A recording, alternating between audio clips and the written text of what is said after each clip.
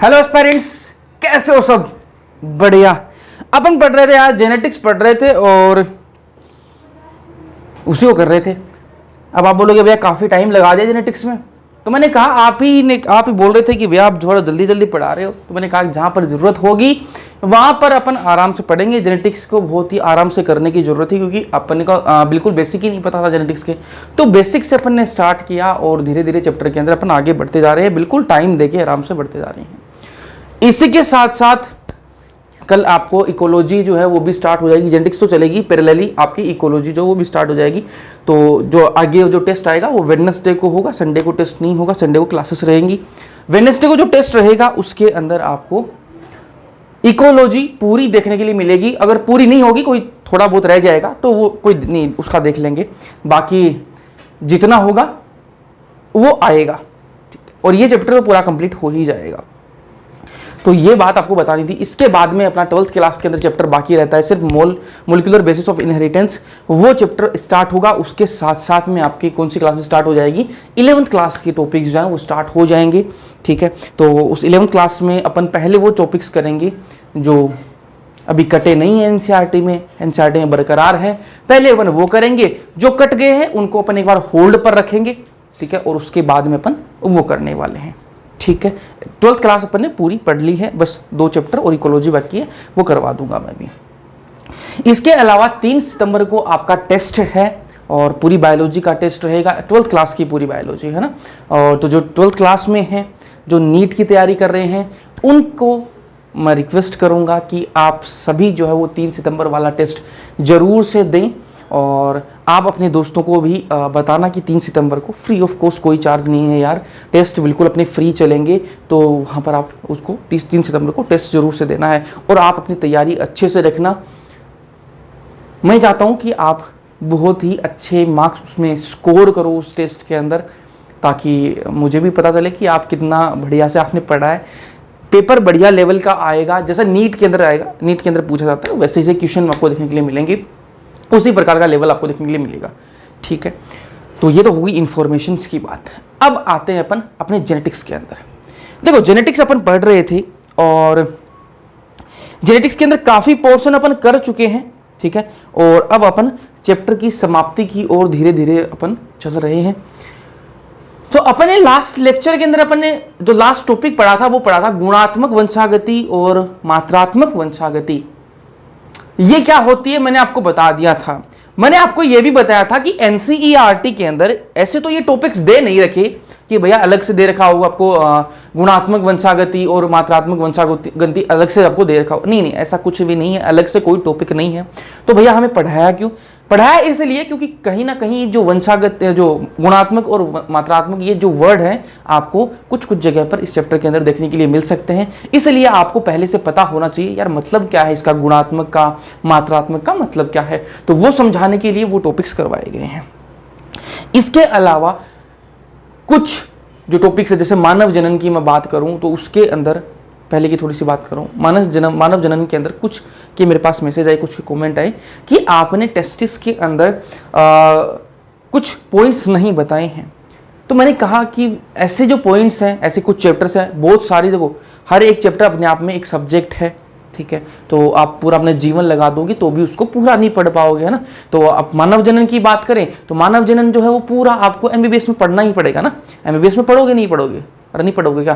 पढ़ना ही है। तो वहां पर वो सारी चीजें आएंगी। एनसीईआरटी का कोई आपका कॉन्सेप्ट नहीं छूटा। अब तक जो मैंने करवाए हैं उनमें एनसीईआरटी का एक भी पॉइंट मैंने नहीं छोड़ा है, और ऐसा पॉइंट भी नहीं छोड़ा है जो एग्जाम में पहले की जो सालों के अंदर पूछा गया हो और वो आपको नहीं बताया गया हो। सिर्फ मैं रिसेंट ईयर्स की बात नहीं कर रहा हूं, जब पहले नीट से पहले एआईपीएमटी होती थी, ठीक है, उसमें भी आप चेक कर सकते हो, ठीक है, कि कोई भी क्वेश्चन जो है वो आपका नहीं गलत होगा, जो अपने रिलेवेंट है, क्योंकि अभी सिलेबस जो है वो काफ़ी चेंज हो चुका है। आप 2000 से पहले का देखोगे पेपर तो वो कोई मतलब नहीं है, उसका कोई रिलेवेंसी नहीं है अब, है ना। तो उसके अकॉर्डिंग मैं आपको पढ़ा रहा हूँ और एनसीईआरटी की कोई लाइन नहीं छोड़ रहा हूँ। एनसीईआरटी से पेपर बन के आ रहा है। बाकी किसी को यार कोई पता नहीं है कि पहले से कि ये क्वेश्चन ही आ जाएगा। जो ट्रेंड्स चल रहे हैं उसके अकॉर्डिंग ही सब पढ़ा रहे हैं। ठीक है, तो जो एनसीईआरटी में नहीं है वो बातें अपन नहीं खोल रहे हैं फालतू में, क्यों फालतू में क्यों डीप में घुसना। क्यों ऐसी चीजों को छेड़ना कि अपन खुद ही उसमें उलझ कर रह जाएं। तो उन चीजों को समझा करो। कोई पढ़ा रहा है, बहुत अच्छी बात है, पढ़ा रहे हैं, सबका अलग अलग तरीका है पढ़ाने का। तो ये मेरा तरीका है, ये बाबू राव का स्टाइल है वो चीज, ठीक है। तो मैं एनसीईआरटी और जो लास्ट ईयर के जो ट्रेंड्स चल रहे हैं उसके अकॉर्डिंग मैं आपको बता रहा हूँ। एनसीईआरटी का कोई भी आपको पॉइंट ऐसा नहीं देखने के लिए मिलेगा कि यार ये नहीं बताया, ठीक है। तो चलो, तो ये सारी चीजें ध्यान में रखना। चलो, टू जीन लोकस की बात करते हैं। अपन ने लास्ट लेक्चर के अंदर बात करी थी, देखो थोड़ा सा पीछे लेके चलता हूं। गुणात्मक वंशानुक्रम और मात्रात्मक, उससे पहले अपन ने पढ़ा था क्या, मल्टीपल अलील पढ़ा था अपन ने, बहु अलील की बात करी थी। चलो यहां तक आ जाते हैं, बहु अलील की बात करी थी। अब अपन बात करने वाले हैं टू जीन लोकस। भैया ये टू जीन लोकस क्या है, तो मैंने कहा थोड़ा सा और पीछे चलते हैं, अपन जीन इंटरेक्शन में चलते हैं। आ जाओ, चलते हैं, आ जाओ आ जाओ, पीछे आ जाओ, पीछे आ जाओ। ये मैं आपको बता चुका हूं सारी चीजें, बस थोड़ा पीछे आपको दिखाना है ना। ये यहां अपन पंडित काफी पीछे आ गए ना। Gene interaction, gene interaction, gene interaction, gene interaction, आएगा आएगा आएगा, आगे पीछे रह गया मेरे हिसाब से। चलो पीछे रह गया। Gene interaction, gene interaction, gene interaction, ये रहा जीन इंटरेक्शन। तो जीन इंटरेक्शन के अंदर मैंने आपको एक चीज बताई थी कि ये देखो भैया, कि ये कैपिटल ए की प्रोटीन बनी पिंक वाली, ठीक है, और स्मॉल ए की प्रोटीन बनी ब्राउन वाली। अगर पिंक और ब्राउन का आपस में कोई इंटरेक्शन हो रहा है तो वो क्या है, वन जीन लोकस इंटरेक्शन बोलते हैं उसको। क्या बोलते हैं, एक जीन लोकस इंटरेक्शन उसको कहा जाता है। वहीं मैं बात करूं, क्योंकि देखो कैपिटल ए और स्मॉल ए एक ही जीन है, ठीक है, एक ही जीन है, ठीक है, एक ही लोकस पर है। अरे एक ही लोकस पर है या नहीं है यार, ये तो बता दो मुझे। बिल्कुल एक ही लोकस पर है, तो ये क्या है, वन जीन लोकस इंटरेक्शन है। वहीं मैं बात करूं, कैपिटल ए ने बनाई क्या, पिंक प्रोटीन बनाई, और स्मॉल बी ने बनाई ब्लू प्रोटीन। अगर पिंक और ब्लू के बीच में इंटरेक्शन हो रहा है तो ये क्या हो जाएगा, टू जीन लोकस। देखो दो अलग अलग लोकस हैं, ये कैपिटल ए वाला अलग लोकस है, स्मॉल बी वाला अलग लोकस है। तो दो अलग अलग जीन के लोकस के बीच में अगर इंटरेक्शन हो रहा है, ठीक है, तो वो अपन अब पढ़ने वाले हैं। ये वन जीन वाला अपन पढ़ चुके हैं। वन जीन के अंदर अपन ने क्या क्या पढ़ा, वन जीन लोकस के अंदर अपन ने पढ़ा था प्रभाविता, अपन ने पढ़ी जो मेंडल के अनुसार थी।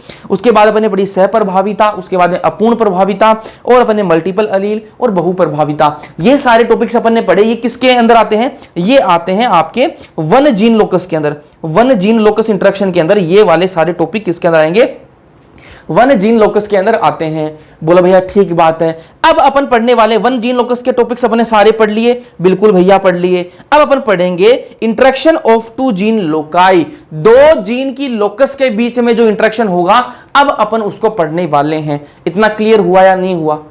अरे अपन ने पढ़ा क्या है, अपन ने ये पढ़ा है कि एक जीन, एक लोकस के जीन के बीच में अगर इंटरेक्शन हो रहा है, पिंक और ब्राउन क्या है, एक जीन के लोकस हैं, ठीक है। अगर ए वन जीन लोकस के बीच में इंटरेक्शन हो तो उसको बोलते, उसके अंदर कौन कौन आते हैं आपकी प्रभाविता, सहप्रभाविता, अपूर्ण प्रभाविता, मल्टीपल अलील, बहु प्रभाविता, ठीक है। अब बात कर रहे हैं अपन टू जीन लोकस के बीच में इंटरेक्शन, तो वो आ जाओ। अब अपन स्टार्ट करने वाले टू जीन लोकस, आ जाओ। ये रहा two gene locus. Two gene locus के अंदर कौन कौन से टॉपिक्स अपन पढ़ने वाले हैं वो आप ध्यान से सुनो। वन जीन लोकस के अंदर अपन ने पढ़ा क्या, प्रभाविता, सहप्रभाविता, अपूर्ण प्रभाविता, बहु अलील, बहु प्रभाविता, ये अपन ने पढ़े। अब बात करेंगे अपन two gene locus. Two gene locus के अंदर कौन कौन से पढ़ने वाले हैं, पहला इंडिपेंडेंट असोर्टमेंट, स्वतंत्र अपव्यूहन, ये अपन पढ़ चुके हैं, ठीक है, ये अपन पढ़ चुके हैं, ठीक है, थोड़ा सा दिमाग पर जोड़ डालो, पढ़ चुके हैं ये अपन, है ना। और ये जो स्वतंत्र अपव्यूहन है या इंडिपेंडेंट असोर्टमेंट जो है, ये किसके अनुसार है भैया, ये तो मेंडल के अनुसार है। ये तो क्या है, मेंडल के अनुसार है भैया, ठीक है। ये चीज जो है ना, इंडिपेंडेंट असोर्टमेंट जो है, ये क्या है, मेंडल के अनुसार है, ठीक है। ये बात तो क्लियर हो गई। मैंने कहा अपन पढ़ रहे हैं टू जीन लोकस का इंटरेक्शन अपन पढ़ रहे हैं, और इसके अंदर सबसे पहला टॉपिक क्या है, इंडिपेंडेंट असोर्टमेंट, हिंदी में स्वतंत्र अपव्यूहन। ये किसके अकॉर्डिंग है, ये मेंडल के अकॉर्डिंग है। बोलो भैया ठीक बात है, मेंडल के अकॉर्डिंग है, और अपन पढ़ भी चुके हैं ये चीज। चलो, इसके अलावा इस टू जीन लोकस के अंदर क्या क्या है, तो मैंने कहा एक पॉलीजेनिक इनहेरिटेंस, ये अपन को पढ़ना है। इसको हिंदी में बोलते हैं बहुजीनी वंशागति, ठीक है। पॉलीजेनिक इनहेरिटेंस, हिंदी में बहुजीनी वंशागति। और क्या है, इपिस्टेसिस, और क्या है, कॉम्प्लीमेंट्री जीन, और क्या है, सप्लीमेंट्री जीन, और क्या है, डुप्लीकेट जीन। ये सारे टॉपिक्स किसके अंदर आते हैं? 2 जीन लोकस के अंदर। जैसे 1 जीन लोकस के अंदर कौन कौन आया था? प्रभाविता, सह प्रभाविता, अपूर्ण प्रभाविता, बहु अलील, बहु प्रभाविता। ये सारे किसके अंदर आए थे? ये आए थे 1 जीन लोकस के अंदर। भैया 2 जीन लोकस के अंदर कौन कौन है? तो मैंने कहा स्वतंत्र अपव्यूहन, ठीक है, बहुजीनी प्रभाविता, बहुजीनी वंशागति, और इसके अंदर एपिस्टेसिस, ठीक है, और क्या है इसके अंदर? सप्लीमेंट्री और कॉम्प्लीमेंट्री और डुप्लीकेट जीन, ये सारे इसके अंदर आते हैं। बोला ठीक बात है भैया। ये तो मेंडल के अनुसार है। स्वतंत्र अपव्यूहन जो है ना, ये तो मेंडल के अनुसार है। तो भैया ये मेंडल के अनुसार है, मतलब आपको कहने का मतलब है एक मेंडल के अनुसार आप अलग से बता रहे हो। इसका मतलब जो हां तक हमें समझ में आ रहा है कि बाकी के जितने बच गए वो मेंडल के अनुसार नहीं है, तभी तो आप अलग से बता रहे हो इस चीज को। अगर ये सारे मेंडल के अनुसार होते तो आपको ये बात बोलने की जरूरत ही नहीं पड़ती कि ये मेंडल के अनुसार है। अगर आप किसी एक के लिए बोल रहे हो कि मेंडल के अनुसार है, मतलब कुछ ना कुछ डिफरेंस है बाकी के अंदर। तो मैंने कहा बिल्कुल आप सही समझ रहे हो, बाकी जितने ये बच गए ना, ये मेंडल के अनुसार नहीं है, ये मेंडल के अनुसार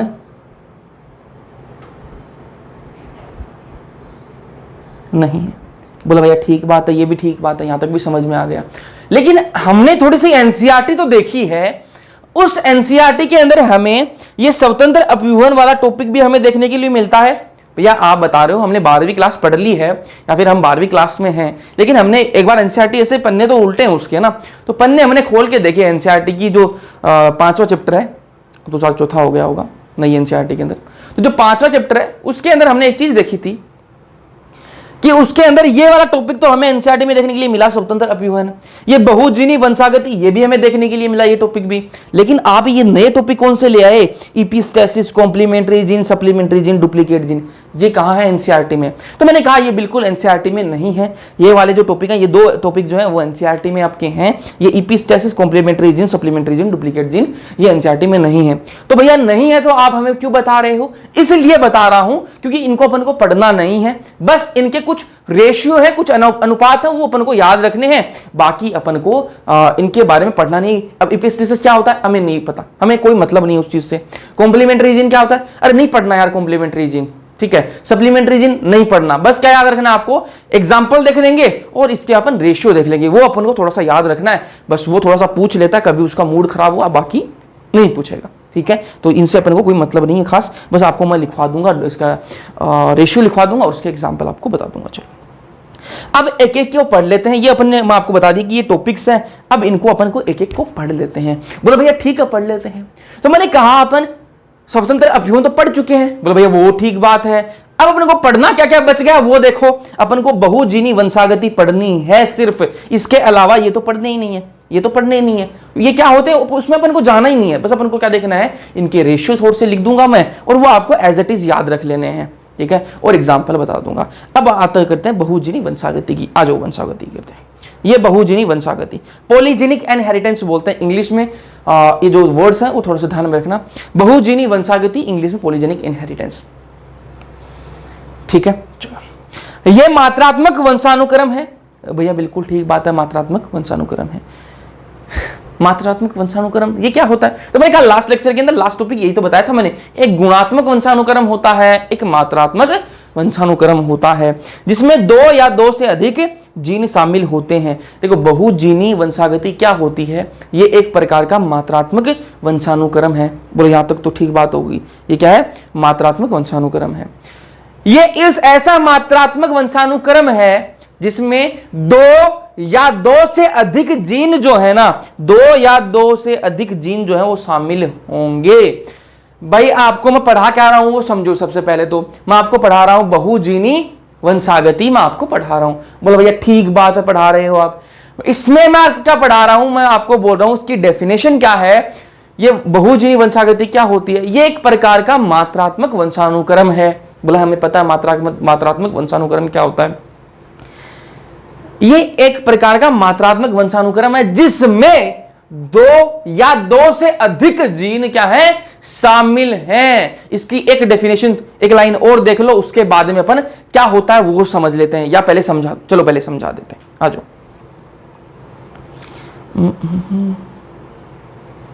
क्या होता है ये देखो ध्यान से, हम क्या बोलने चाह रहा हूं। मात्रात्मक वंशानुक्रम, एक बार मैं वापस रिपीट कर देता हूं। मात्रात्मक वंशानुक्रम।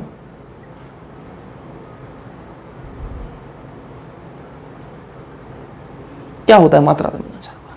तो मैंने आपको एक चीज बताई थी कि मेंडल भाई साहब ये बोल रहे थे कि कैपिटल टी और कैपिटल टी और स्मॉल टी।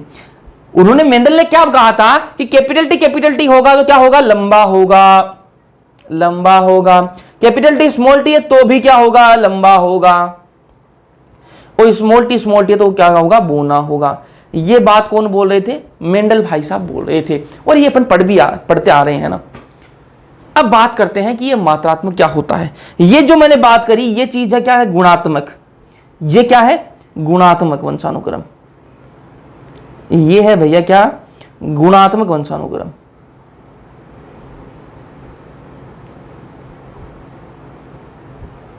गुणात्मक वंशानुक्रम, बोलो ठीक बात है भैया, गुणात्मक वंशानुक्रम है। अब मैं आपको बता रहा हूं मात्रात्मक वंशानुक्रम क्या होता है। वो देखो भाई, मात्रात्मक वंशानुक्रम होता है कि ये कैपिटल टी है, कैपिटल टी स्मॉल टी है, ये स्मॉल टी है। कैपिटल टी क्या होगा, इसकी हाइट मान लो 1 मीटर है, और कैपिटल टी स्मॉल टी कितनी है, 0.75 मीटर है, ठीक है। और स्मॉल टी कितनी है, 0.5 मीटर है, ठीक है। फर्क आया नहीं आया यार। मेंडल के अनुसार क्या था, मेंडल जो बात बोल रहे थे वो बोल रहे थे कैपिटल टी भी लंबाई होगा, कैपिटल टी स्मॉल टी भी लंबाई होगा। लेकिन ये जो मात्रात्मक वंशानुक्रम है ये क्या बोलता है, ये बोलता है अगर कैपिटल टी होगा तो 1 मीटर, एग्जांपल के लिए बोल रहा हूं, 1 मीटर हाइट है।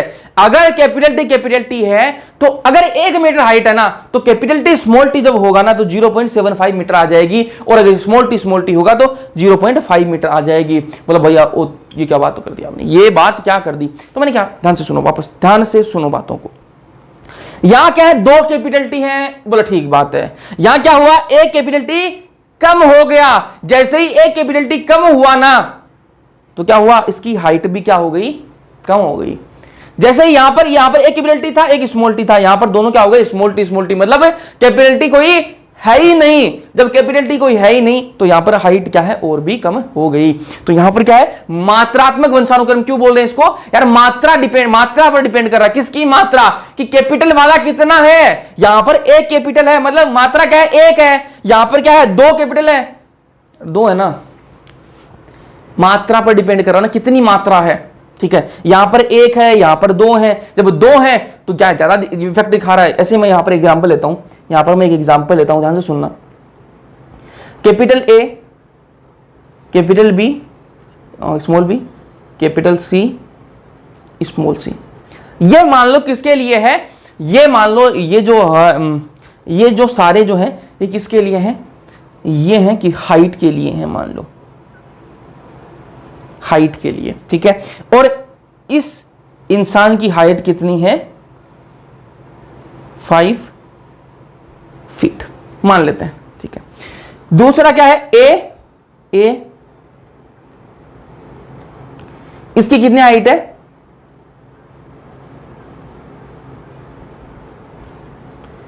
तीसरा मैं लेता हूं ए, इसकी हाइट कितनी है, चौथा मैं ले लेता हूं ए।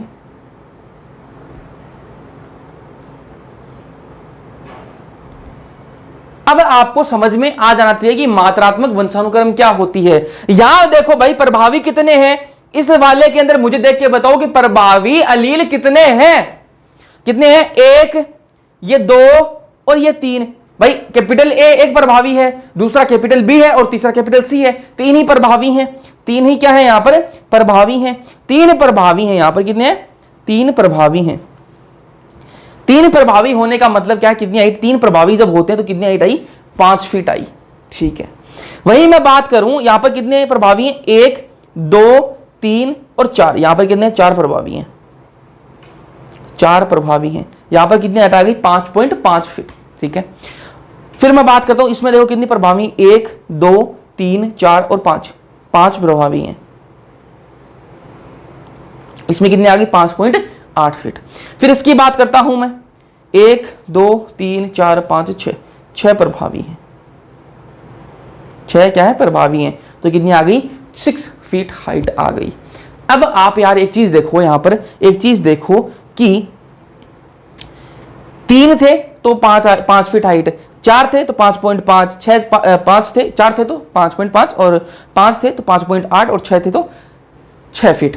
ठीक है, तो यहां पर मात्रा पर निर्भर कर रहा है या नहीं कर रहा, हाइट जो है वो मात्रा पर निर्भर कर रही है या नहीं कर रही। यार 3 प्रभावी थे, मात्रा बढ़ रही है ना, यहां पर 4 प्रभावी हो गए, 5 6, मतलब प्रभावी की संख्या जितनी बढ़ रही है ना उतना ही वो कैरेक्टर जो है, वो जो लक्षण, अपन यहां पर हाइट की बात करें, इसे मैं रंग की बात कर लूंगा। ठीक है, तो अपन जो एग्जांपल है वो भी देखेंगे। तो यहां पर मैं हाइट की बात कर रहा हूं, तो वो हाइट भी मात्रा के अनुसार जो बढ़ती जा रही है। बोल भैया ये बात तो हमें समझ में आ गई, इसी को क्या बोलते हैं, मात्रात्मक वंशानुक्रम बोलते हैं। और ये मेंडल के अनुसार नहीं होती है यार, ये मेंडल के अनुसार नहीं होती है। बोल भैया आप ठीक बात है, ये अपन पहले ही बात कर चुके हैं कि जो बहुजीनी वंशानुक्रम है वो मेंडल के अनुसार नहीं है, और अपन क्या पढ़ रहे हैं, मात्रात्मक वंशानुक्रम पढ़ रहे हैं, ये भी मेंडल के अनुसार नहीं होता। क्योंकि मेंडल के अकॉर्डिंग अगर होती तो मेंडल ने तो ये बात बोल दी ना कि अगर कैपिटल ए है, कैपिटल ए है तो भी सेम एक ही बात है, और 2 कैपिटल ए है तो भी सेम ही बात है, एक ही फिनोटाइप आएगा ना। तो मेंडल के अनुसार तो इसकी अगर 5 फीट आ रही तो इसकी भी 5 फीट ही आनी चाहिए थी। ठीक है, लेकिन ये मेंडल के अनुसार नहीं है, ये आपको मात्रात्मक वंशानुक्रम होता है। तो मात्रात्मक वंशानुक्रम आपको समझ में आया। तो बहुजीनी वंशागति क्या होती है, एक प्रकार की मात्रात्मक वंशानुक्रम ही है। ठीक है, इसमें क्या है, 2 या 2 से अधिक जीन जो है वो शामिल होते हैं, 2 या फिर 2 से अधिक जीन इसमें शामिल होंगे। भैया इसका क्या मतलब है, इसका क्या मतलब है, तो ध्यान से देखो, एक पेज बना लेते हैं। 2 या 2 से अधिक जीन का मतलब क्या है, ध्यान से देखना।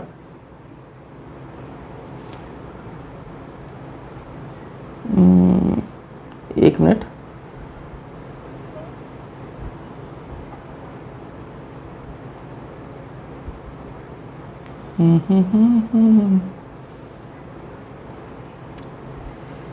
अगर तुम मिल जाओ जमाना छोड़ देंगे हम, तुम्हें पाकर जमाने भर से रिश्ता तोड़ देंगे हम। ध्यान से देखो भाई, ये मैंने क्या बनाए हैं, क्रोमोसोम बनाए हैं। ये मान लो क्या है, ए है, ये क्या है, बी है, ये क्या है, सी और सी है।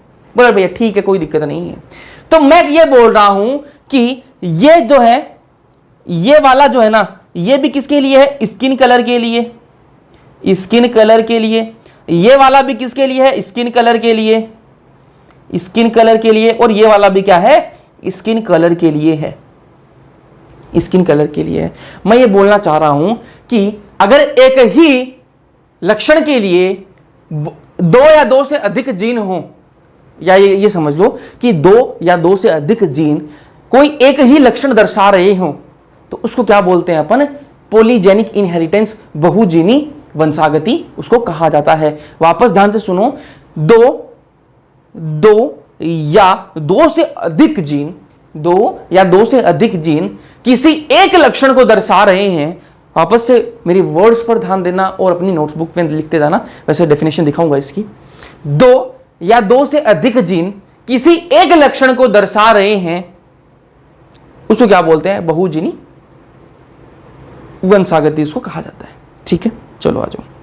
तो यहां पर देखो, स्किन कलर के लिए क्या है, ये जीन भी स्किन कलर के लिए, ये भी स्किन कलर की, ये भी स्किन कलर की। तो 3 जीन क्या है, स्किन कलर के लिए आ रहे हैं। मतलब आपकी त्वचा का रंग कैसा होगा उसके लिए क्या है, 3 जीन दिखा रहा है। मतलब क्या हुआ कि ये क्या है, बहुजीनी वंशागति है। क्योंकि बहुजीनी वंशागति की परिभाषा यही होती है कि 2 या 2 से अधिक जीन किसी एक लक्षण को दर्शा रहे हैं। एक लक्षण कौन है यहां पर, स्किन कलर। तो किसी एक लक्षण को दर्शा रहे हैं तो उसको क्या बोलते हैं, बहुजीनी वंशागति। अब इसकी डेफिनेशन देख लो भाई। तो क्या बोला, 2 या 2 से अधिक जीन एक लक्षण को नियंत्रित करते हैं, एक ही बात है, एक ही लक्षण को नियंत्रित कर रहे हैं, तो उसको क्या बोलते हैं अपन, बहुजीनी वंशागति बोलते हैं। बोल ठीक बात।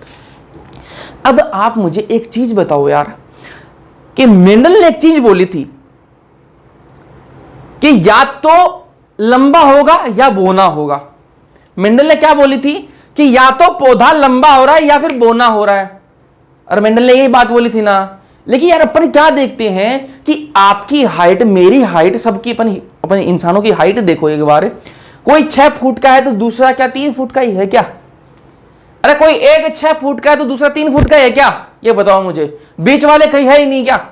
है ना बीच वाले भी, कोई 5'8" का है, कोई 5'7" का है, कोई 0.75 का है, अलग अलग हाइट है ना सबकी, है ना, कोई 5.3 का है, कोई, मतलब ऐसा नहीं है कि एक लंबा होगा और एक बोना होगा यार, ये हर जगह एप्लीकेबल नहीं है। जो मेंडल बातें बोल रहे थे वो हर जगह अप्लाई नहीं हो रही थी, क्योंकि अपन इंसानों की बात करते हैं ना, तो वहां पर सारा गेम बदल जाता है, क्योंकि अपन देखते हैं अपनी हाइट जो है ना वो सबकी अलग अलग आ रही है।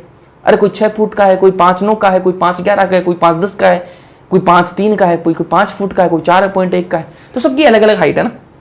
बोल ठीक बात है भैया, ये तो ठीक बात है, तो ये मेंडल तो गलत बोल रहे थे। तो मैंने कहा हाँ यहाँ पर गलत थे मेंडल, तो ये मेंडल की ये चीजें अगेंस्ट हो रही है। वैसे ही मैं बात करूं, रंग की बात करूं, तो मेंडल क्या बोल रहे थे कि यार एक क्या होगी, 2 ही गुण होंगे, ठीक है, जैसे एक तो लंबा होगा एक बोना होगा, वैसे रंग के अंदर एक काला होगा एक गोरा होगा, है ना। तो अपन ऐसे थोड़ा दिखते हैं, कोई काला है, ठीक है, अरे उसको अदरवाइज मत लेना, समझ लो बातों को, कोई काला है कोई गोरा है, कोई बहुत सफेद एकदम से, ठीक है, एकदम से सफेद दूध पड़ा है, कोई एकदम से काला है, ठीक है, कोई सांवला है थोड़ा, है ना, कोई हल्का थोड़ा गेहूं रंग है, ठीक है, सबके अलग अलग रंग होते हैं ना।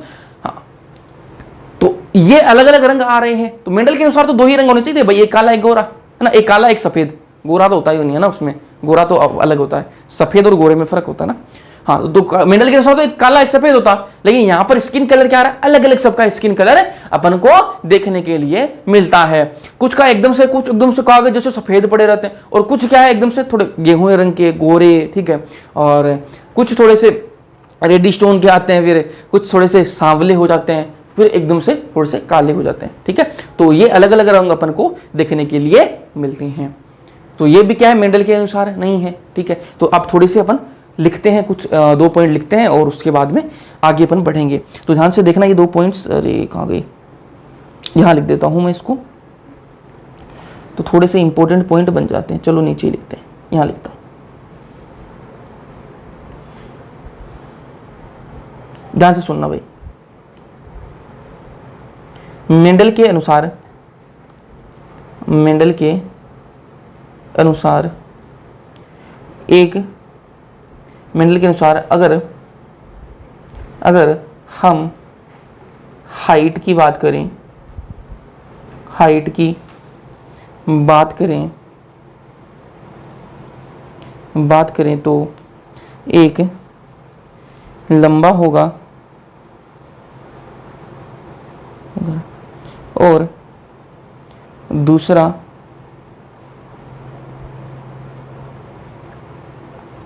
बोना होगा।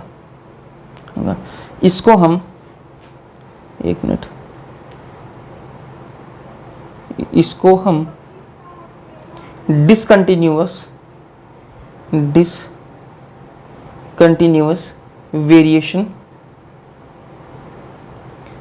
कहेंगे, ठीक है।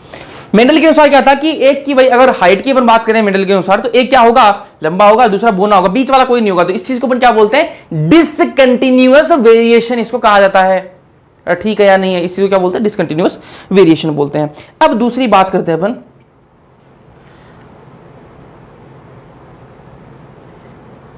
हम जब वास्तविकता में देखते हैं, इसको इंग्लिश में, जब हम जब रियलिटी में देखते हैं, वास्तविकता गलत हो जाएगा पता नहीं, रियलिटी में देखते हैं, तब हमें लंबे, मध्यवर्ती, बोने, अलग अलग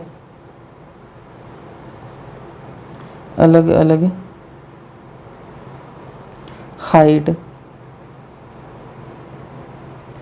देखने के लिए मिलती है। इसको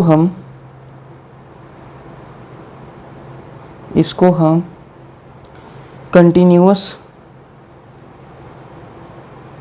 वेरिएशन कहते हैं।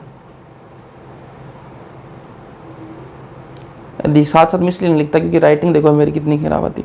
चलो कोई नहीं, खड़े होकर थोड़ा सा नीचे है, जो मैं जहाँ पर लिख रहा हूँ थोड़ा सा मेरे से नीचे है और मेरी हाइट थोड़ी सी ज़्यादा उससे, तो इस चक्कर में थोड़ा सा ढंग से हाथ टिक नहीं पाता लिखते टाइम। चलो कोई नहीं, तो ये समझ में आया आपको। अगर मेंडल क्या बात करते हैं, एक लंबा होगा एक बोना होगा, तो ये क्या डिसकंटिन्यूअस वेरिएशन है। और रियलिटी में जब आप देखते हैं वास्तविकता में, तो अपन क्या देखने के लिए मिलता है कि एक लंबा होगा, हाँ एक लंबा होगा तो कुछ बीच के हाइट के भी होंगे और कुछ बोने भी होंगे, तो वो क्या है कंटिन्यूअस वेरिएशन है। ठीक, कोई दिक्कत नहीं, यहां तक समझ में आ गया भैया। अब अपन एग्जाम्पल्स की बात करते हैं कि इसके एग्जाम्पल क्या क्या है, वो देख लो भाई, आ जाओ एग्जाम्पल देख लेते हैं। उसके बाद में आपको मैं रेशियो बताऊंगा और वो आप अपने दिमाग में बैठा ही लेना, याद ही रख लेना ना, उसके बारे में ज़्यादा दिमाग नहीं लगाना है वरना घूम जाओगे। एग्जाम्पल क्या है इस बहुजीनी वंशागति की एग्जाम्पल क्या है, स्किन कलर बता चुका हूं आपको। स्किन कलर देखो अलग अलग होती है सबके, है ना। वही बात करूं ह्यूमन हाइट, मानव की जो हाइट है वो भी अलग अलग आती है। आईक्यू भी अलग अलग होता है इंसान का ना। वही बात करूं मिल्क प्रोडक्शन इन एनिमल के अंदर, यार मिल्क प्रोडक्शन की बात करूं।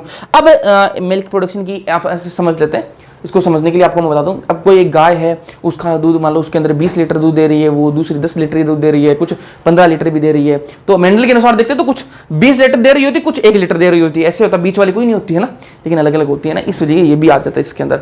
चलो ये आपको समझ में आए होंगे, एग्जाम्पल्स ये होते हैं। अब अपन बात करते हैं इनके, मैं एक आपको कुछ लिखूंगा कुछ चीजें और वो आपको एज इट इज आपको याद रखनी है, ठीक है। तो वो ध्यान से सुन लेना भाई। सबसे पहले बात करेंगे अपन किसकी, स्वतंत्र अपव्यूहन।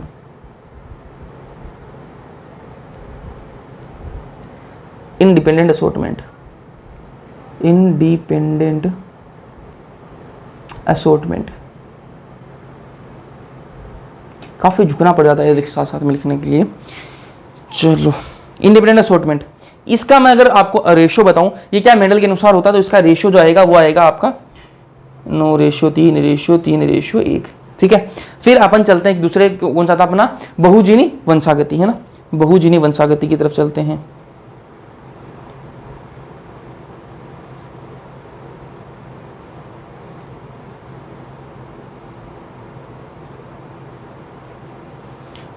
पॉलीजेनिक इनहेरिटेंस,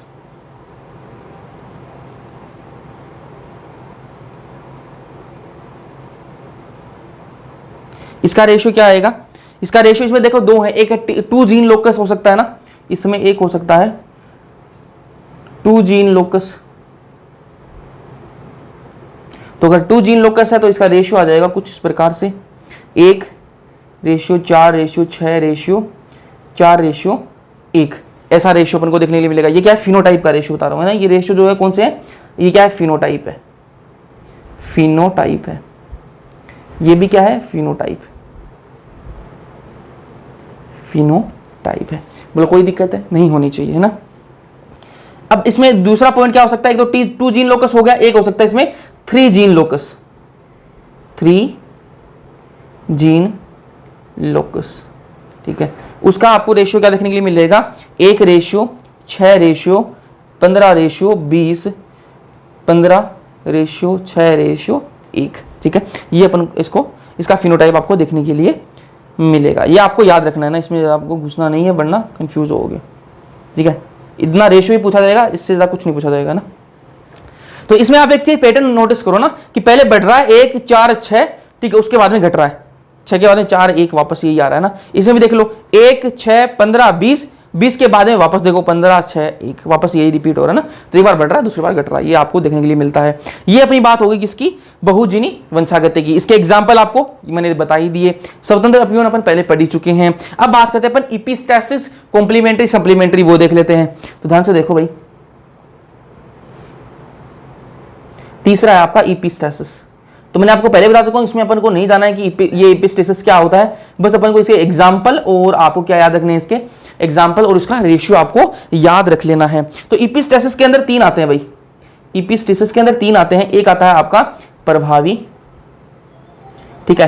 तो प्रभावी का आपको रेशियो देखने के लिए मिलेगा 12:3:1, है ना। और दूसरा आएगा आपका प्रभावी और अप्रभावी, प्रभावी अप्रभावी, अप्रभावी। इसका रेशियो आपको देखने के लिए मिलता है 13:3। फिर आता है आपका एक अप्रभावी, अप्रभावी, ठीक है। इसका रेशियो आपको देखने को मिलेगा 9:3:4, ठीक है। तो ये रेशियो आपको याद रखने पड़ेंगे बस। इनको समझने की कोई जरूरत नहीं है यार, एपिस्टेसिस क्या है, कोई मतलब नहीं है, बस आपको इसका रेशियो याद रख लेना है क्योंकि एनसीईआरटी में आपके है नहीं। अब इसका एग्जाम्पल मैं आपको बताऊं तो वो ध्यान से सुन लेना भाई, इसके एग्जाम्पल आपको याद रखने हैं। एपिस्टेसिस का एग्जाम्पल बता रहा हूं, एग्जाम्पल ध्यान से सुनना। एक है कुकुर बीटा, कुकुर बीटा पीपो, ठीक है। और दूसरा इसमें मुर्गे के पंख, ठीक है, मुर्गी या फिर मुर्गे के पंख, है ना, पंख का रंग मुर्गा कर लो भाई, मुर्गे के पंख का रंग, है ना, ये भी इसका एग्जाम्पल हो जाएगा। और क्या हो जाएगा, चूहे का कोट कलर, कोट का रंग, चूहे का कोट का रंग हो जाएगा ना। और इसमें हो जाएगा onion bulb colour, onion bulb colour. Onion bulb colour का मतलब आपका जो प्याज होता है ना उसका, जो उसको अपन अब वहां पर पढ़ेंगे, अपन इसको 11th क्लास में उसका पढ़ेंगे, जो बल्ब अनियन के अंदर बनता है उसका रंग कैसा होगा, ठीक है। तो ये इसके एग्जांपल्स, अब आपको एग्जांपल याद रख लेना है, इसमें ज़्यादा घुसना नहीं है अपन को, है ना। अब अपन बात करते हैं कॉम्प्लीमेंट्री जीन, तीसरा होगा, चौथा देख लेते हैं कॉम्प्लीमेंट्री जीन। कॉम्प्लीमेंट्री जीन देखो भाई, कॉम्प्लीमेंट्री जीन, कॉम्प्लीमेंट्री जीन, इसका देखो, इसका रेशियो सबसे पहले तो रेशियो क्या आएगा, इसका रेशियो आपको देखने को मिलेगा 9:7 आपको देखने के लिए मिलेगा। एग्जाम्पल की बात कर लेते हैं, इसका एग्जाम्पल क्या आएगा, इसका एग्जाम्पल जो है वो आपको देखने के लिए मिलेगा स्वीट पी फ्लावर कलर, है ना, जो स्वीट पी है उसके फूलों का रंग कैसा होगा वो इसका एग्जाम्पल होता है कॉम्प्लीमेंट्री जीन का। फिर पांचवा अपन देखते हैं कौन सा, सप्लीमेंट्री जीन, पांचवा आपका सप्लीमेंट्री जीन। आपको बिल्कुल भी याद नहीं, ये चीज नहीं जानना है कि ये सप्लीमेंट्री कॉम्प्लीमेंट्री क्या होता है, नहीं पढ़ना है ना, बस आपको इसका रेशियो और इसके एग्जांपल्स आपको ध्यान में रखना है। तो सप्लीमेंट्री जीन का एग्जांपल ही देख लेते हैं, पहले रेशियो देख लेते हैं। तो इसका हो जाएगा 9:3:4, ठीक है। एग्जाम्पल की बात करूं मैं तो हो जाएगा seed colour of in lablab, अरे लबलब यार सेम की फलियां होती है ना, उनका सीड कलर, ठीक है। तो ये आपके एग्जाम्पल हो गए। और ये अपने 2 जीन लोकस वाला इंटरेक्शन भी अपने पढ़ लिया। क्या पढ़ा एक बार मैं वापस समअप कर देता हूं।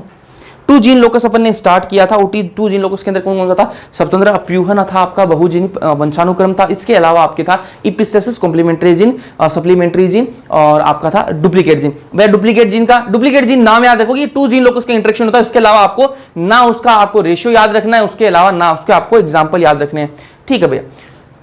अब अपन ने स्वतंत्र अप्यूहन अपन पहले ही पढ़ चुके हैं जो मेंडल के अनुसार था। उसके अलावा अपन को क्या पढ़ना था, उसके अलावा अपन को पढ़ना था बहुजीनी वंशानुक्रम। बहुजीनी वंशानुक्रम जो है वो मेंडल के अनुसार बिल्कुल भी नहीं है। इसके अलावा एपिस्टेसिस जो आपके नीचे वाले बच गए, कॉम्प्लीमेंट्री, सप्लीमेंट्री, डुप्लीकेट, ये भी क्या है, मेंडल के अनुसार नहीं है। बहुजीनी वंशानुक्रम मैंने आपको बता दिया। इसके एग्जाम्पल क्या हो गए, स्किन कलर हो गया, ह्यूमन हाइट हो गया, IQ लेवल क्या होगा वो हो गया, और इसके अलावा आपके एनिमल्स के अंदर मिल्क का प्रोडक्शन, मिल्क का जो उत्पादन है वो भी इसका एग्जांपल हो जाएगा। फिर अपन ने इसका रेशियो मैंने आपको बता दिया, सारे मैंने आपको फिनोटाइप रेशियो बताए। जीनोटाइप जो रेशियो है वो जो है जो मेंडल के आते हैं वैसे ही आएंगे इसके ना, उसमें कोई फर्क नहीं आएगा, सिर्फ फिनोटाइप के अंदर फर्क आता है, वो मैंने आपको बता दिया। इपिस्टेसिस का आपको फिनोटाइप का रेशियो याद रख लेना है, कॉम्प्लीमेंट्री का और सप्लीमेंट्री का याद रख लेना है, उसके अलावा इनके एग्जाम्पल्स मैंने आपको लिखवा दिए हैं, वो आपको एज इट इज याद रख लेने हैं। अब आपका होमवर्क जो है वो मैं आपको बता देता हूं और उम्मीद करूंगा कि आप जो ग्रुप के अंदर फोटो भेजोगे। होमवर्क क्या है, सिंपल सा यही होमवर्क है भाई।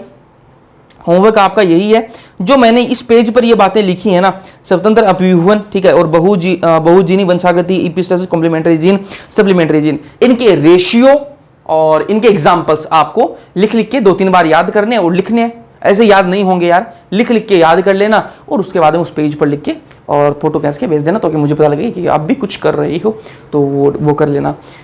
तो ये आपका होमवर्क है और उम्मीद करता हूं आप लोग करोगे, ठीक है।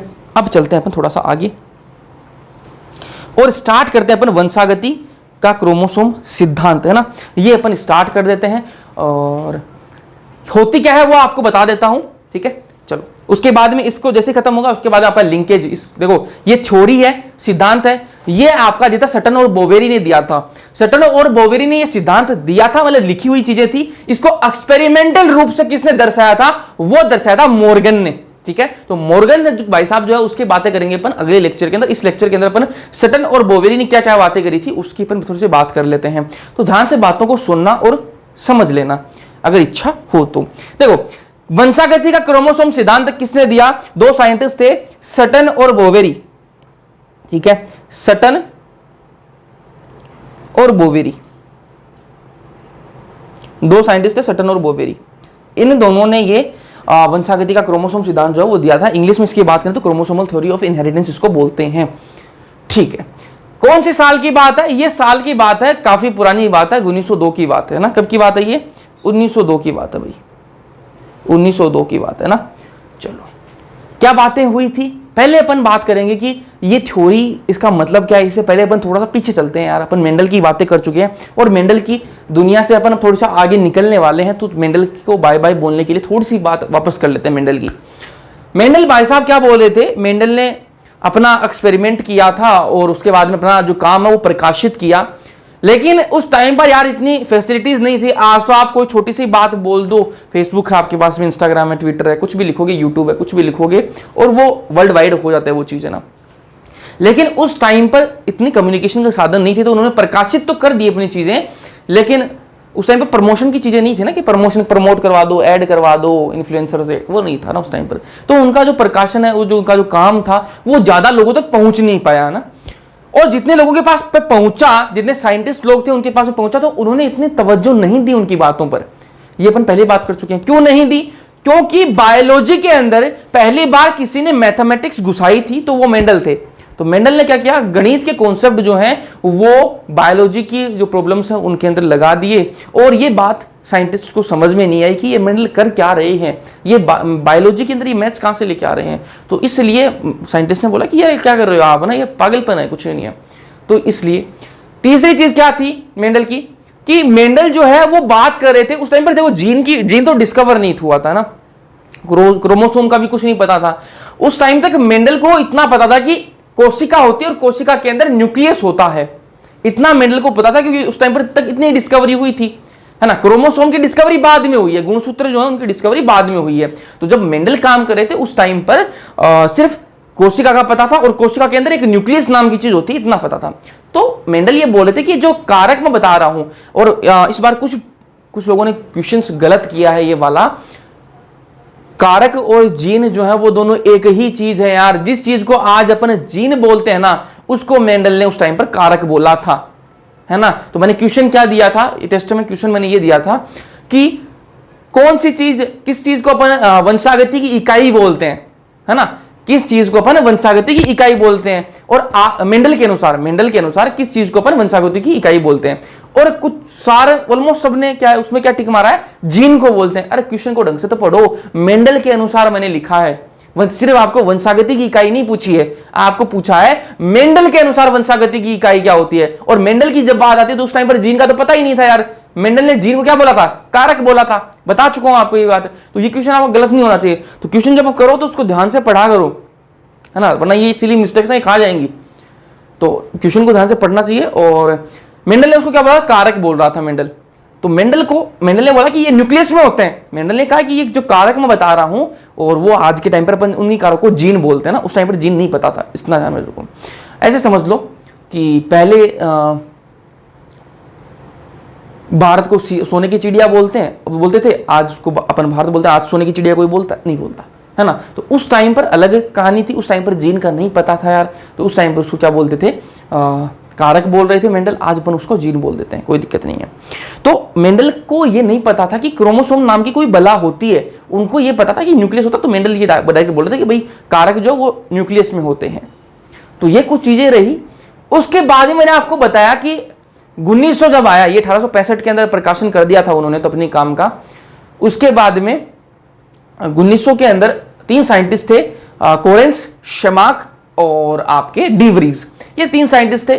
इन्होंने मिलकर बोला कि हम पुनः खोज करेंगे, जो मेंडल का जो काम था उसका अपन पुनः खोज करेंगे। मेंडल की बातों के अंदर हमें तो दम दिख रहा है भाई, है ना। कुछ सालों बाद में, कितने सालों के, 1865 के बाद में कितनी साल निकल गई देख लो भाई, है ना। 35 साल बाद में 3 साइंटिस्ट है, उन्होंने कहा कि मेंडल का पेपर सुन के हाथ लगे, तो उन्होंने पढ़ा, बोला कि यार मेंडल पूरी बात तो बकवास नहीं कर रहे थे, कुछ तो दम था इनकी बातों में। तो उन्होंने कहा कि हम पुनः खोज करेंगे। तो इन तीनों साइंटिस्ट जो पुनः मिलकर खोज कर रहे थे, जब ये 1900 के अंदर खोज कर रहे थे ना, उस टाइम पर एक चीज की खोज और हो रही थी। क्या खोज हो रही थी उस टाइम पर? खोज हो रही थी क्रोमोसोम की। क्रोमोसोम की खोज कैसे हो रही थी? तो उस टाइम पर जैसे 3 साइंटिस्ट जो थे, बातों को ध्यान से सुनो, 1900 के अंदर 3 साइंटिस्ट जो थे, कोरेंस, सेमाक और डिवरीज, ये किस पर काम कर रहे थे? ये काम कर रहे थे मेंडल का जो काम था उसकी पुनः डिस्कवरी कर रहे थे। बोले भैया ठीक बात है। इसके अलावा कुछ साइंटिस्ट जो है वो अलग से कुछ काम कर रहे थे। वो किस पर काम कर रहे थे? जैसे कोशिका विभाजन, उस पर काम कर रहे थे कि कोशिका विभाजित कैसे होती हैं।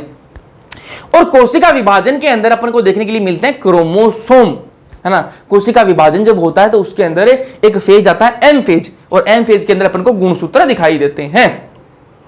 तो ये जो अलग काम कर रही थी 3 साइंटिस्ट, और कुछ साइंटिस्ट उस कोशिका विभाजन पर काम कर रहे थे। तो उन्होंने एक चीज नोटिस करी कि मेंडल जिस चीज को बोल रहे थे कि भैया ये जो फैक्टर्स जो है, ये जो कारक हैं जिनका विसंयोजन होता है, सेग्रीगेशन होता है, विसंयोजन होता है, अलग अलग होते हैं, वैसे ही कुछ साइंटिस्ट जो है वो जो गुणसूत्र पर काम कर रहे थे वो बोल रहे थे भाई गुणसूत्र जो है वो अलग अलग होते थे। अभी ध्यान से देखो, मैं लिखता हूं फिर बातें आपको समझ में आएंगी। आजो जो मैंने बोला वही लिखूंगा ना। तो सटन और बोवेरी 1902 के अंदर इन्होंने ये थ्योरी दी। इस थ्योरी से पहले थोड़ी सी अपन थोड़ा सा 1902 के अंदर इन्होंने थ्योरी दी, अपन 1900 के अंदर आ जाते हैं। आजो 1900 के अंदर क्या हुआ? 1900 के अंदर 1900 में मेंडल के काम की पुनः खोज हो रही थी। ठीक है, ये किसने करी? ये कर रहे थे कौन? 3 साइंटिस्ट थे, कोरेंस, शमाक और थे आपके डीवरीज। ये 3 साइंटिस्ट खोज कर रहे थे। ठीक है, और इसमें ये क्या देख रहे थे कि मेंडल ने कहा कि कारक का विसंयोजन होता है। ठीक है, ये बात मेंडल ने बोली थी अपने काम में, और उसी चीज को कौन कर रहे थे? देखो ये बात किसने बोली? मेंडल ने कहा था कि कारक का विसंयोजन होता है, और उसी चीज पर काम कर रहे थे कौन? ये 3 साइंटिस्ट काम कर रहे थे कि जो मेंडल काम कर रहे थे, है ना। मेंडल ने जो बोली थी उस पर ये काम कर रहे थे। चलो, अब उसी के आसपास 1900 में ही, 1900 के ही आसपास क्या है, क्या कुछ साइंटिस्ट अलग से कुछ साइंटिस्ट कोशिका विभाजन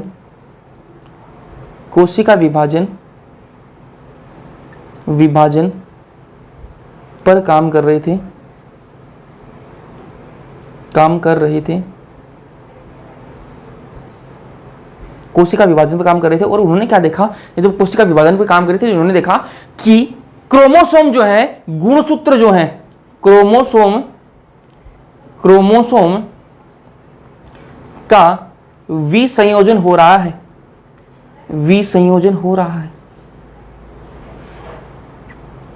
है। ठीक है, ये बातें चल रही थी 1900 के आसपास, ये बातें चल रही थी, और सटन और बोवेरी ये दोनों ही चीजें देखते जा रहे थे।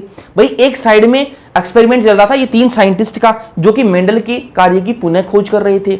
दूसरी तरफ कुछ साइंटिस्ट लगे पड़े थे किसमें? कोशिका विभाजन पर काम कर रहे थे, और वो बोल रहे थे कि भैया क्रोमोसोम का विसंयोजन होता है। उधर मेंडल बोल रहे थे कारक का विसंयोजन होता है। तो ये दोनों एक्सपेरिमेंट एक साथ में से ही चल रहे थे, है ना। और ये सटन और बोवेरी जो है वो देख रहे थे। तो ये जो है वो दिमाग लगा रहे थे कि भैया दोनों एक्सपेरिमेंट्स के अंदर एक चीज कॉमन आ रही है यार।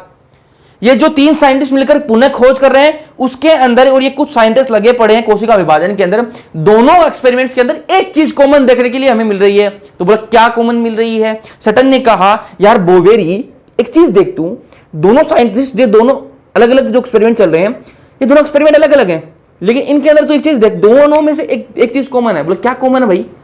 तो कॉमन ये है यार कि मेंडल वाला जो काम हो रहा है ना, जिस पर पुनः खोज हो रही है, उसके अंदर भी क्या है, कारक का विसंयोजन हो रहा है ना। और जो कुछ साइंटिस्ट लगे पड़े हैं ये भी बोल रहे हैं कि क्रोमोसोम का विसंयोजन होता है जब कोशिका विभाजन होता है। हाँ बोले यार ये बात तो ठीक है, दोनों में ये चीज तो कॉमन है, विसंयोजन तो हो रहा है। तो बोला कारक का होता है कि क्रोमोसोम का होता है? अपन को बात यह करनी है कि भैया कारक का विसंयोजन होता है कि क्रोमोसोम का विसंयोजन होता है, या फिर दोनों का ही होता है? अरे अलग अलग होते कौन से कारक? देखो मेंडल की बात करें तो मेंडल के अनुसार तो कारक का होता है, और ये कुछ साइंटिस्ट बोल रहे ये क्रोमोसोम का होता है।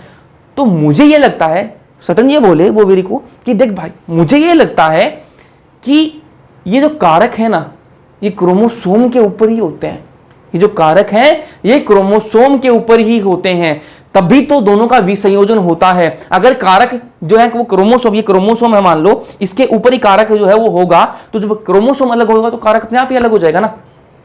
ये समझो कि कारक जो है वो क्रोमोसोम के ऊपर है ना।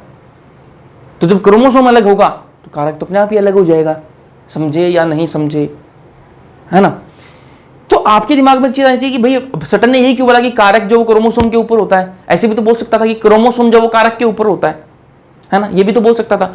इसलिए नहीं बोला क्योंकि दिखता अपन को कौन सा है, जब कोशिका विभाजन के दौरान दिखा कौन सा था? क्रोमोसोम दिखा था, कारक नहीं दिखे थे। ठीक है, तो क्रोमोसोम दिख रहा था, मतलब क्रोमोसोम क्या है, बड़ा है, तभी वो दिख रहा है। तो जो चीज बड़ी है उसी के ऊपर तो छोटी चीज होगी, तो मतलब कारक जो है वो क्रोमोसोम के ऊपर होता है। और कारक क्या होता है आपको पता है? उस टाइम पर मेंडल ने उसको कारक बोला था, आज वो क्या है, जीन है। मतलब जीन किस पर है? क्रोमोसोम पर होता है। ये पहले लेक्चर के अंदर मैं आपको बता चुका हूं। तो यहां से अपन को क्या देखने के लिए मिला कि सटन और बोवेरी ने कहा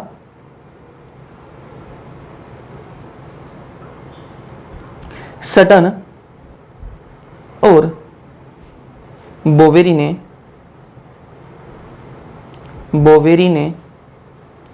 अपनी थ्योरी में कहा कि कारक या जीन, ये मैं या लिख रहा हूं यहां पर है ना, या जीन क्रोमोसोम पर उपस्थित होते हैं।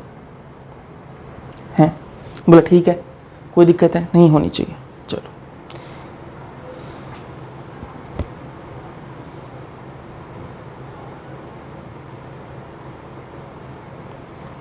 है ना, इन्होंने क्या कहा कि ये देखो, तो डायग्राम से आपको दिखाता हूं।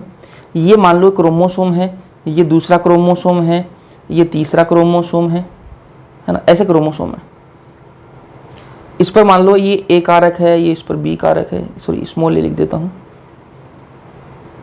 ठीक है, तो ये क्या बोल रहे थे, इन्होंने क्या देखा कि जब ये क्रोमोसोम जो है, ये क्रोमोसोम इससे अलग हो रहा है, ठीक है, तो उसके साथ साथ में कारक जो इस पर होंगे, जो उस क्रोमोसोम पर जो जीन मौजूद होंगे, जिनको कारक बोला था मेंडल, नहीं है उसको आज अपन जीन बोल रहे हैं। तो क्रोमोसोम पर अगर जीन ऊपर होगा यार, तो ये अगर क्रोमोसोम इससे अलग होगा तो ये इस पर जो उस पर लगा हुआ जो कारक है वो, या फिर जो जीन है वो भी तो अलग हो जाएगा ना। क्रोमोसोम अलग होगा तो जीन भी अपने आप अलग हो ही जाएगा। तो ये कुछ मेन पॉइंट्स थे क्रोमोसोमल थ्योरी के, वो आपको देखने हैं। इंग्लिश में आ गए, इसको हिंदी में कन्वर्ट कर दूंगा मैं, अभी कोई टेंशन मत लो। तो क्या है main points about chromosomal theory? जो क्रोमोसोमल थ्योरी है उसके लिए कौन कौन से मेन पॉइंट है वो देखो ध्यान से, ठीक है, तो ध्यान से देखना भाई। सटन और बोवेरी 1902 के अंदर क्या ऑब्जर्व किया? इन्होंने ऑब्जर्व किया,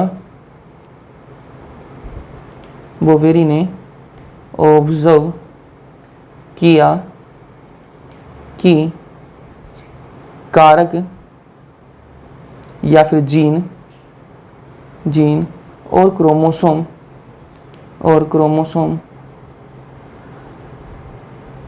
क्रोमोसोम एक जैसा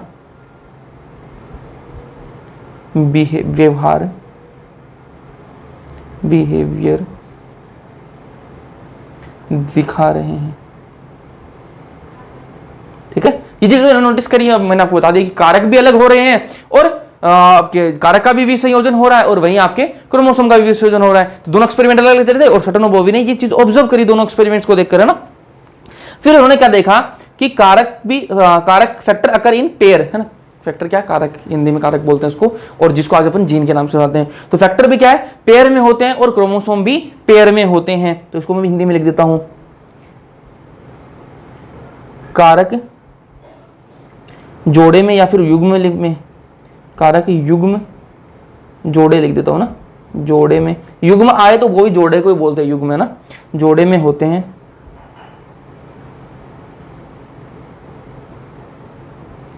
और क्रोमोसोम भी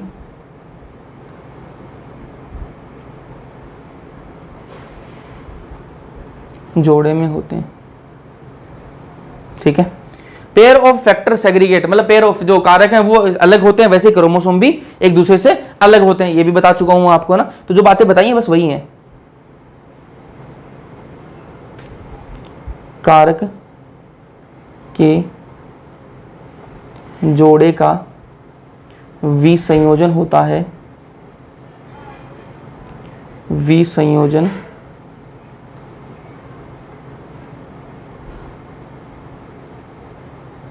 होता है युग्मक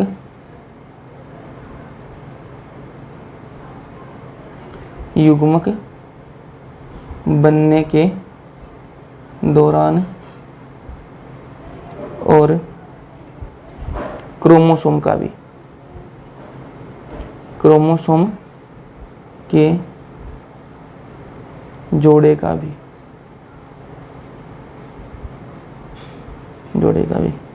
इसको मिटा देते हैं नीचे से, क्योंकि अभी जो टेबल आपको दिखाई जाएगी उसमें ये सारी चीजें लिखी हुई हैं। चलो, अब ये एनसीईआरटी की टेबल है, इसको ध्यान से देखना। इसमें क्या बोला है, ये ए क्या है यहां पर, ये ए है, यहां पर क्या जीन है, जीन या फिर कारक बोल दो भाई इसको, ठीक है। और ये आपका क्या है, क्रोमोसोम है, ठीक है। अब इसको ध्यान से देखना, क्या लिखे हमें, जोड़े में होते हैं कारक और जीन और क्रोमोसोम भी जोड़े में होते हैं। ये बात मैं यहां पर भी लिख चुका हूं, कारक जोड़े में होते हैं, क्रोमोसोम भी जोड़े में होते हैं, ठीक है, वही बातें लिख रखी हैं। युग्मक जनन के दौरान इस प्रकार विसंयोजित होते हैं कि एक युग्मक के जोड़े में केवल एक ही जाया जाता है ना। तो मान लो ये क्या है आपका, ये क्या है, एक मिनट, ये क्या है, फादर के अंदर मान लो ये क्या है, ए जीन और स्मॉल ए है ना। तो इसके अगर युग्मक बनेंगे, फादर के अगर युग्मक बनेंगे तो एक युग्मक में जाएगा क्या, ए आ जाएगा, कैपिटल ए, और इसमें क्या जाएगा क्या, स्मॉल ए। तो ये ध्यान में रखो कि युग्मक का जब फॉर्मेशन होता है, जब बनता है युग्मक, तो उसमें एक ही क्या जाता है, जीन जाता है या फिर एक ही कारक जाता है, ठीक है। वैसे ही बात करें अपन, युग्मक जनन के दौरान विसंयोजित होते हैं और जोड़े में से केवल एक ही युग्मक को प्राप्त होता है। तो क्रोमोसोम के अंदर भी यही होगा। अगर क्रोमोसोम ये क्या है, एक क्रोमोसोम नंबर 1 है और ये दूसरा क्रोमोसोम है, ये जोड़ा है पूरा क्रोमोसोम का। तो जब युग्मक बनेंगे ना इनके, तो इस युग्मक में अंदर ये वाला आएगा और इस युग्मक के अंदर ये वाला आएगा, मतलब दोनों जो जोड़े हैं, पूरा जोड़ा नहीं जाएगा, अलग अलग होकर जाएंगे, ठीक है। ये बात यहाँ पर बोल रहा है। फिर क्या बोला है, अलग अलग जोड़े एक दूसरे से स्वतंत्र विसंयोजित होते हैं, और यहाँ पर लिख रखा है एक जोड़ा दूसरे से स्वतंत्र विसंयोजित होता है। तो इसको थोड़ा सा ध्यान से समझ लेना। यहाँ पर एक पेज ले लेता हूं मैं और उसको ध्यान से समझ लेना। एक मिनट, अरे मैसेज मत करो, आप लोगों के ही मैसेज आ रहे हैं, ठीक है। ध्यान से सुनो भाई, ये क्रोमोसोम है, ये क्रोमोसोम है, ये क्रोमोसोम है, ठीक है। इस पर लगा हुआ है A B C C D D. ध्यान से देखना, ये क्रोमोसोम का जोड़ा है,